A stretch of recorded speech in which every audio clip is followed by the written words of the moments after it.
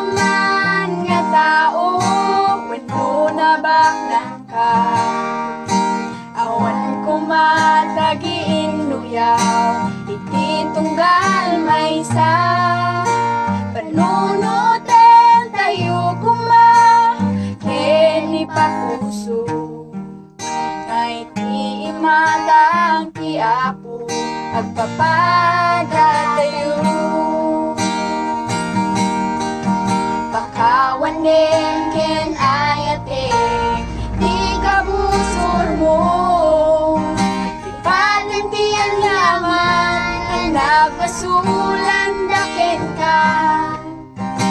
Sa iti panang pakawan ni Apo Diyos ken ka, ang amin ngayon ka nagpasulan.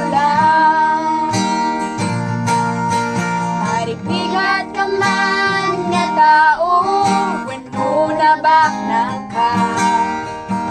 Awan kumatagiin luyaw, hindi tunggal may sa panunutin tayo kuma, ken di pakuso ngay imatang ti Apo agpapada tayo.